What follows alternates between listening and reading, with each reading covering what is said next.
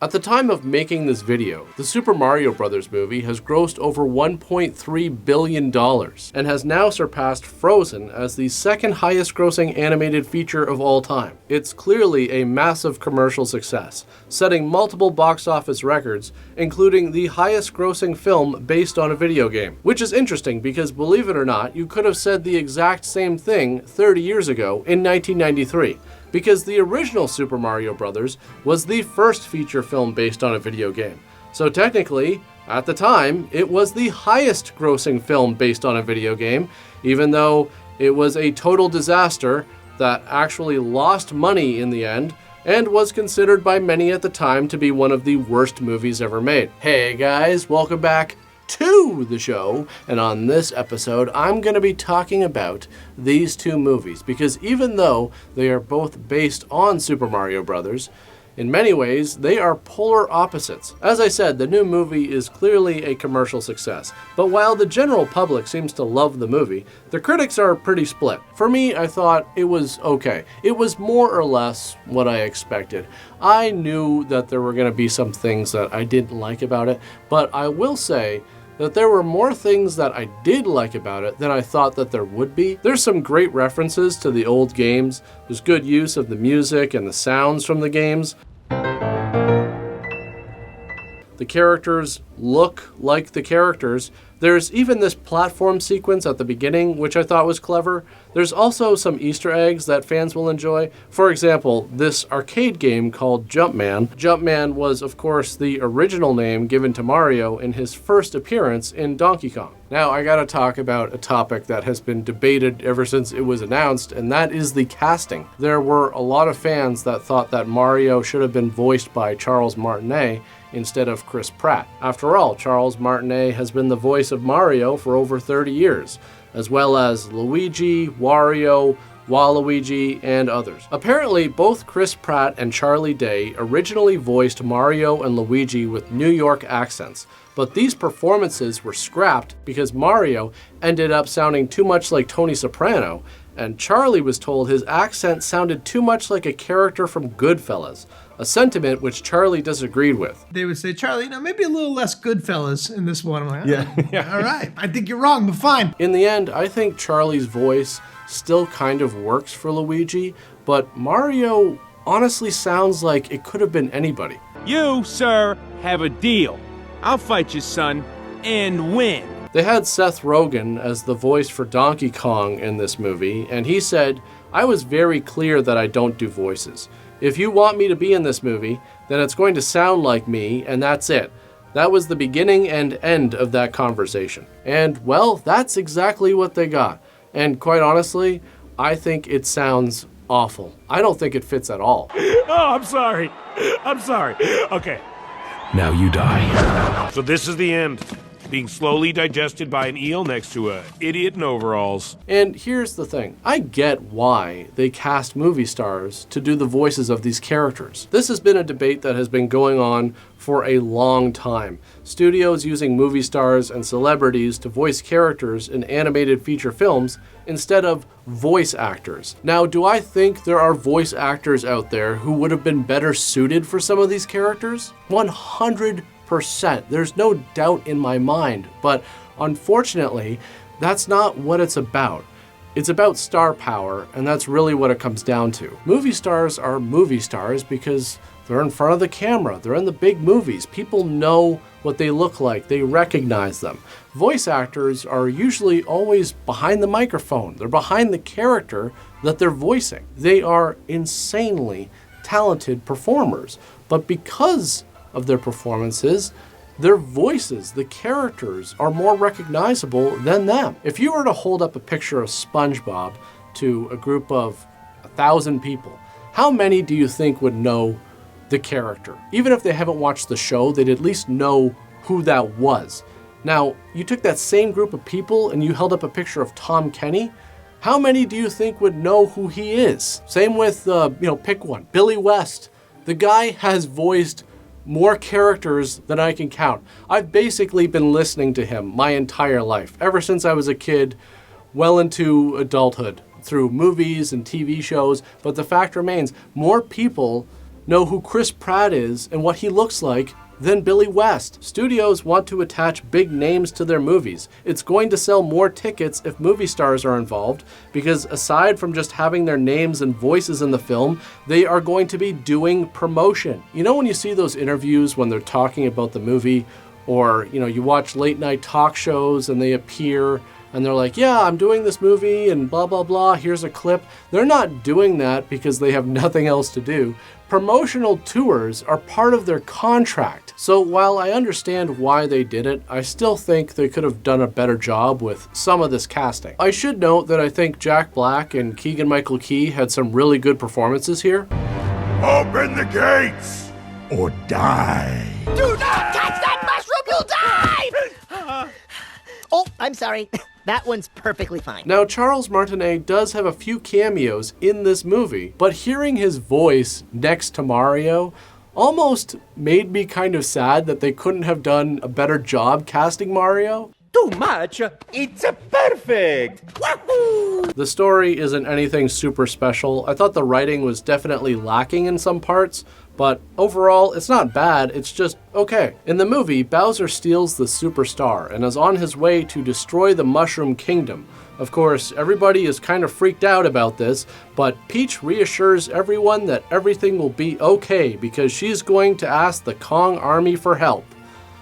Tomorrow. Why wait for tomorrow? I don't know, I guess it's just not really that urgent. But the real reason is because the story needs time for Peach to train Mario. See, the Mario brothers have found a warp tunnel underneath the streets of Brooklyn that splits them up, with Luigi going to the Darklands and Mario going to the Mushroom Kingdom. So now Peach has the rest of the day to spend training him so that he can survive their journey on the way to find Luigi and stop Bowser. It's a movie that I think kids will really enjoy, and like I said, there's some stuff here that older fans of the older games can appreciate as well. Again, I thought it was alright. I didn't go in with very high expectations. I was just hoping that it would be better than what we got 30 years ago.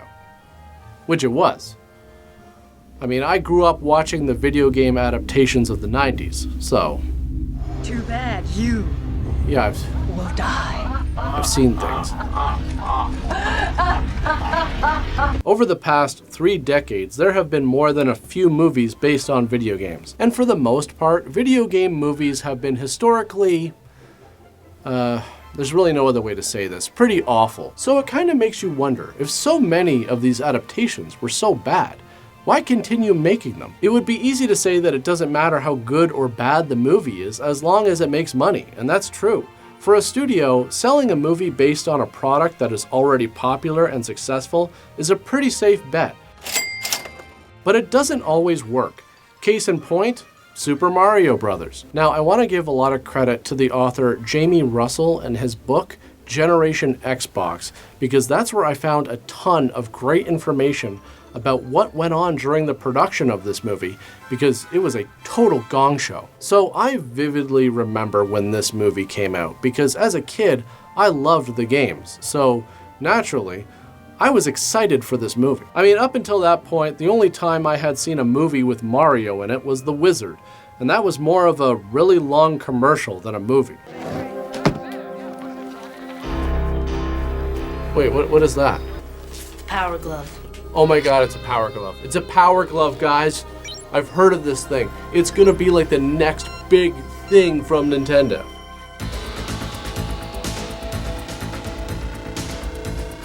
Trust me, in 5 years, every home in America is gonna have a Power Glove.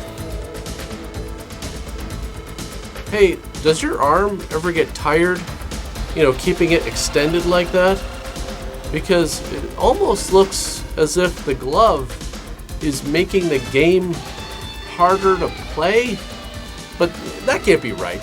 Beyond that was the Super Mario Bros. Super Show on TV. Fans who remember this show will notice that the intro song was also used in the new movie. With the Mario Brothers and plumbing's a game. We're not like the others who get all the fame. We're the Mario Brothers and plumbing's a game. We're not like the others who get all the fame. I watched this show all the time as a kid. I thought it was pretty cool. It was a cartoon that also had live action segments, but this was gonna be an entire live action movie.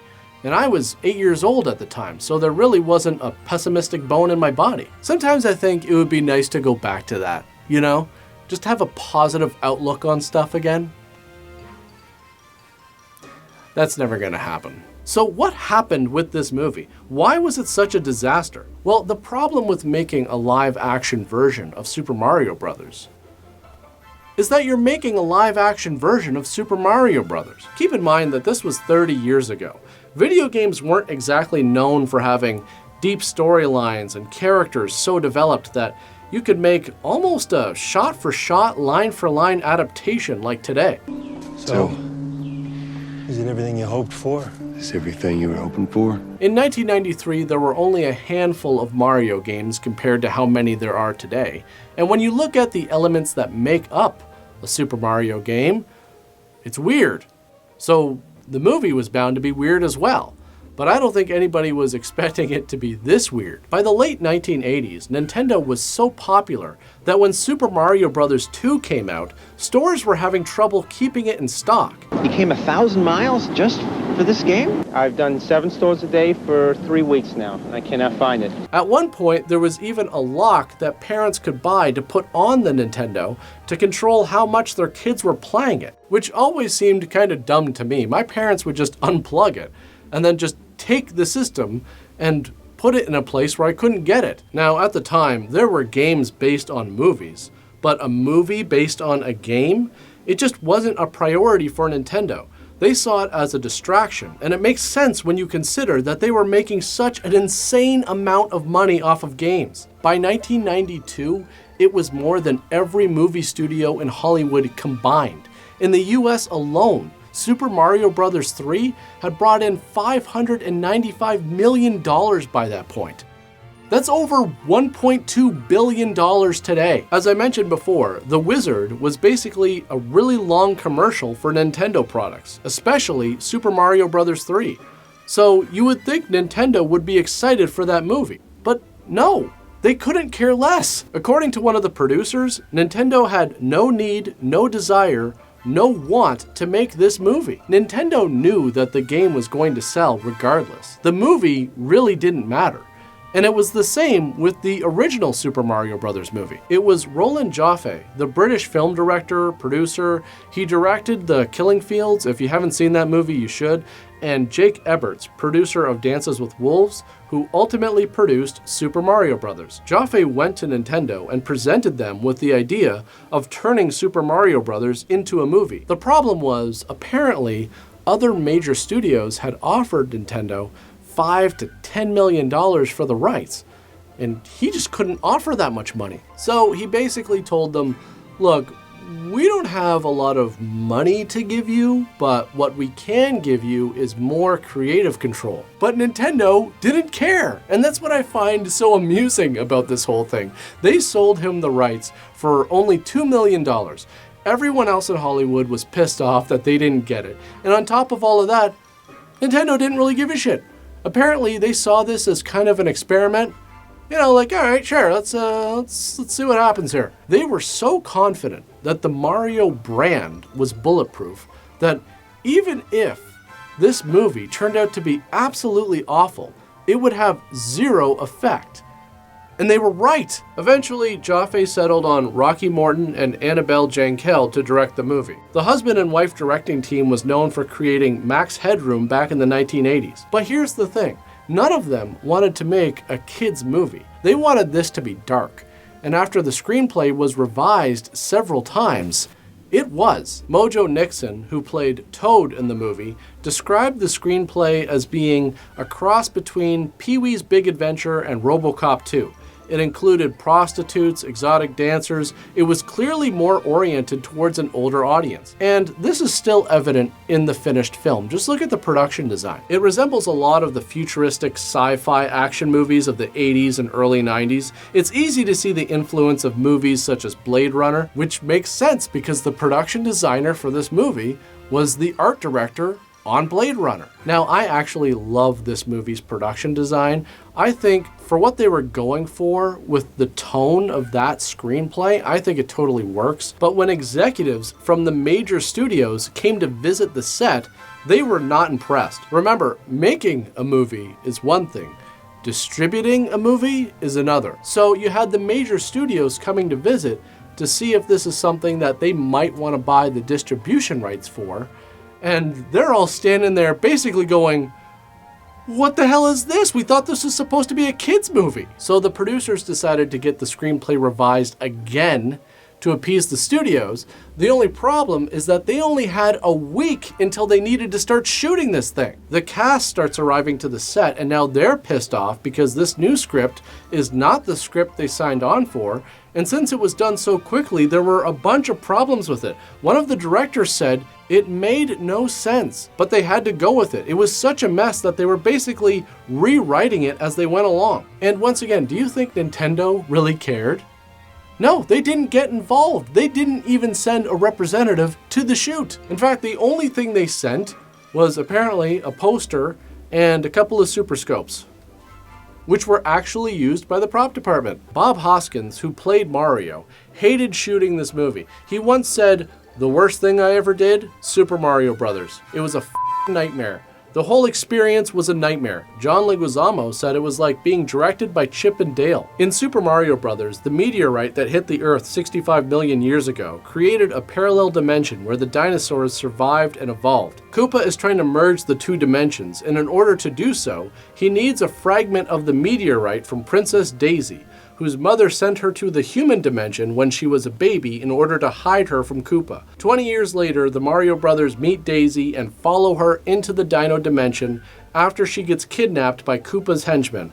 And what follows manages to be interesting, stupid, and kind of cool all at the same time. Over the years, the movie has kind of developed into a cult film, which I totally understand. It's such a weird mashup of so many different things, and because of that, it's a pretty unique experience. It definitely stands out. Whether or not that's a good thing depends on who you ask. I mean, the first time you watch this movie, you can't help but wonder, exactly who is this for? The fact that the production was such a mess with things constantly changing really does show up in the final product. There's elements of a kid's movie mixed in with a more adult environment, a darker tone combined with a lighthearted score. There's things that actually look like a live action version of what's in the video games, and things that aren't even close. But even after shooting wrapped, the nightmare was not over. Word had gotten out about how much of a disaster this production was. Cast members had told the LA Times all about it. The directors were then dropped by their talent agency and basically blacklisted. Rocky Morton said, "We couldn't get an agent. No scripts would come. We couldn't get meetings. Literally, the phones stopped ringing. Nobody wanted to touch us. We were like lepers in Hollywood." Disney ended up buying the rights and distributed the movie under their Buena Vista brand, but even Disney couldn't manage to make this thing turn a profit. The movie was a commercial failure, only taking in just under $39 million internationally on a budget that is estimated to be between 42 and 48 million. And keep in mind, that's the production budget. I have no idea how much money they spent on marketing this thing. The website smbmovie.com has some really interesting materials on it, including a promotional guide that Disney sent out to theaters showing them how to market the movie. Things like getting the movie theater staff to wear Mario hats, overalls, and tool belts, transforming the lobby and hallways to have a plumbing theme by placing ladders, buckets, pylons, caution tape, pipes, and plants all over the place. There were also a bunch of toys released, like action figures, pogs, play sets, Devo guns, trading cards, walkie-talkies. And it's kind of weird because I remember absolutely none of this stuff. I don't remember seeing it in stores. I don't remember any friends having any of it. Ultimately, yes, the movie bombed, to no one's surprise, really. I mean, this thing was kind of doomed from the start, but once again, Nintendo didn't care. Nobody was fired over it at Nintendo. It didn't really affect game sales, but we didn't see another Mario movie for 30 years, so take that for what you will. Maybe behind closed doors they were secretly super pissed, you know, like, we're not doing that again. Not for a long time. Did you see it? The interesting thing is that both of these movies have made their mark in two very different ways. It's said that the first one through the wall always gets bloody. And boy, did this movie ever get bloody. I mean, this thing basically bled to death. I guess you could say that this movie walked so that the new movie could fly. But, I mean, damn. Did it ever, like, suck at walking? But overall, I really don't see a way in which it could have worked better at the time, quite honestly. If it was animated, maybe? But making a live-action film from this source material was bound to be a challenge no matter what. So I'll give credit to the filmmakers for at least trying something different, no matter how weird it was. The new movie is obviously an incredible success, and although I don't think some of the casting choices were all that great, the movie utilizes the source material pretty well. It also helps that there's so much more of it than there was 30 years ago, as well as an even bigger fan base. And it's pretty clear that based on the performance of this movie, fans aren't going to have to wait another 3 decades for a sequel. But that's pretty much it for this one. As usual, thanks for watching, guys, and I'll see you all next time. I love the Power Glove. It's so bad. Hey, Lucas, you want to hear something really crazy? The next time there will be a Super Mario Brothers movie that actually makes money, you will be in your late 40s. Yeah.